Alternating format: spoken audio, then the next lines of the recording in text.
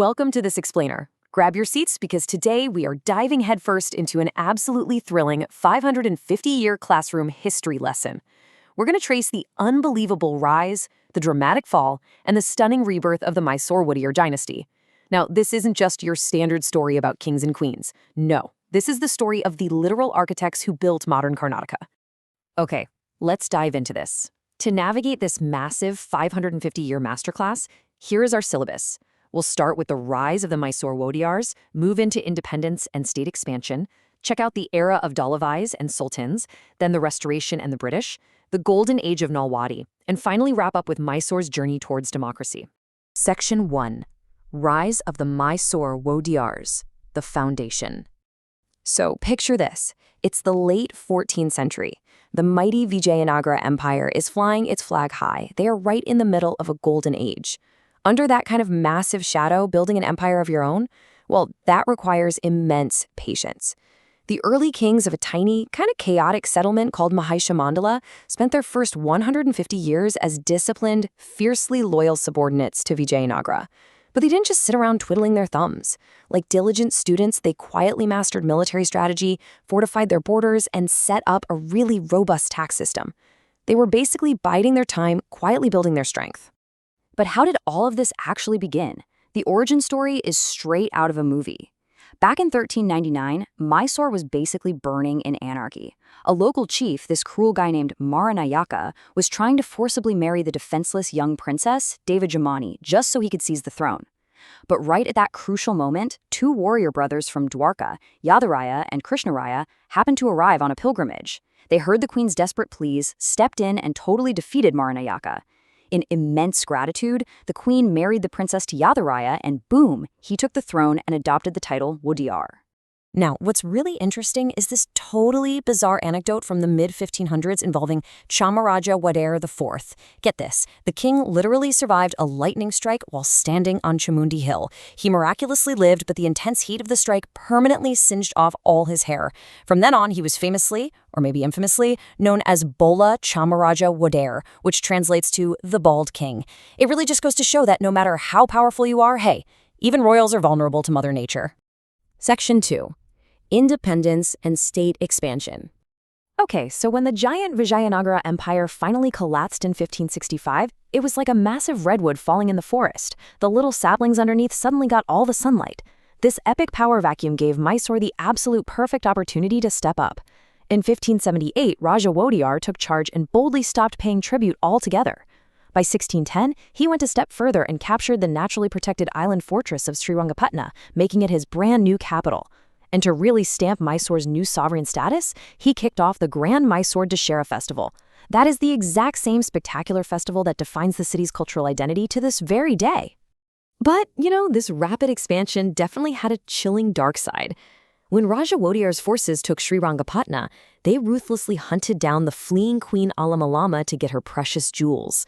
Cornered by soldiers near the river at Malangi, the proud queen flat out refused to hand them over.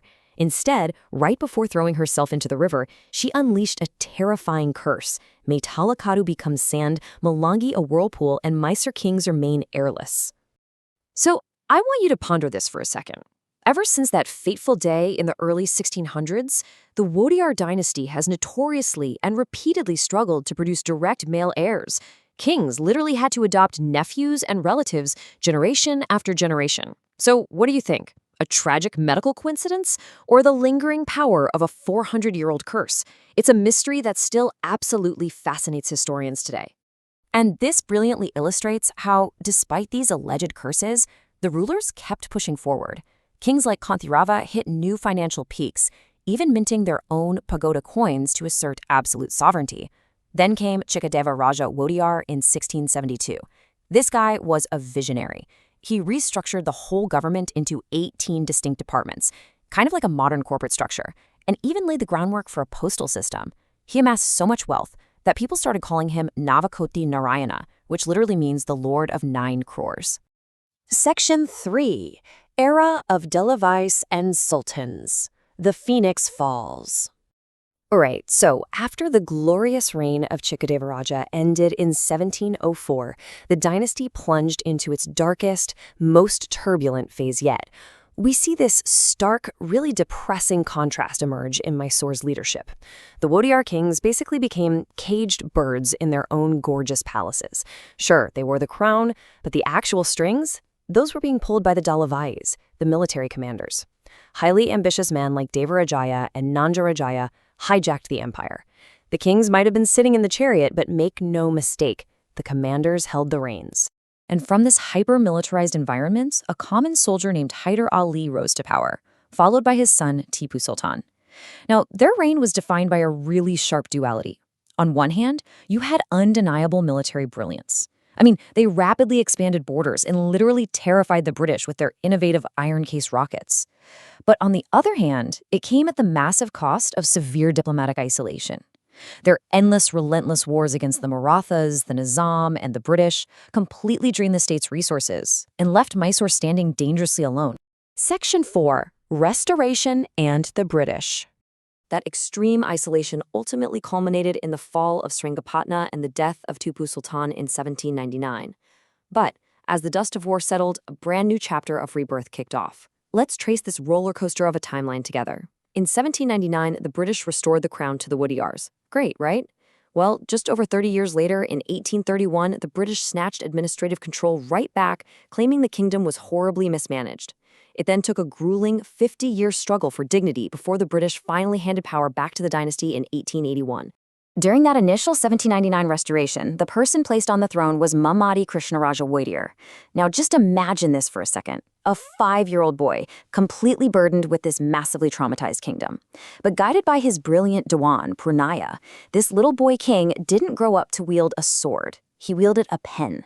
He eventually authored the massive encyclopedic Sri Tatwanidi and practically transformed Mysore into an absolute haven for musicians, scholars, and the arts. Let's move to Section 5 and see how this builds. The Golden Age of Nalwadi. If the 1800s were all about survival and culture, the early 1900s were all about explosive modernization. When Nalwadi Krishnaraya Wodeyar took full power in 1902, the dynasty hit its absolute zenith. Partnering with visionary Diwans like Sir M. Visvesvaraya, he literally built the modern state we know today. Look at the infrastructure. They built the massive KRS dam, giving life to thousands of farmers, and the Shivanasamudra Hydro Project, which famously lit up Bangalore's streets with electricity way back in 1905. Education? He founded Mysore University and casually donated 371 acres of land to build the prestigious Indian Institute of Science in Bangalore. And for the economy, he launched the iconic Mysore sandal soap and the State Bank of Mysore. It was a complete industrial and educational explosion. But the thing is, his rule wasn't just about pouring concrete and making money. It was profoundly focused on social justice. He championed everyday people, providing reservations for backward classes and officially banning child marriage. In fact, his administration was so pure, so incredibly people-centric, that Mahatma Gandhi himself gave him the ultimate compliment. Gandhi called him Rajashri, which beautifully translates to the saintly king. Section 6. Mysore's Journey Towards Democracy. After Nalwadi passed away in 1940, the tides of history were rapidly shifting all over the globe. India was marching directly toward independence, and the Wodeyars were preparing for their final, arguably most graceful transformation. The 25th and last ruling monarch, Vijayanagara Empire, took the throne. He was actually a philosopher and a remarkably talented Western classical piano composer. When the call for free, independent India finally came, he didn't put up a fight to cling to his crown. In August 1947, he willingly signed the integration of Mysore into the Indian Union. It was like a river gracefully flowing right into the ocean. He seamlessly transitioned from monarch to public servant, and by 1956, he became the very first governor of the unified Mysore state. So, as we wrap up today's lesson, I want to leave you with this provocative thought. A dynasty that ruled for 550 years didn't just leave behind grand palaces for us to take tourist photos of. No, they laid down the very foundation of modern Karnataka. Think about it. Every single time you wash your hands with Mysore sandal soap, flip on a light switch in Bangalore, drive past the ISC, or watch those spectacular Dasara elephants march by, you are actively touching the living, breathing legacy of the Wodeyars. So how much of this incredible history is hiding in your everyday life? Thanks so much for joining me on this explainer, and I'll catch you next time.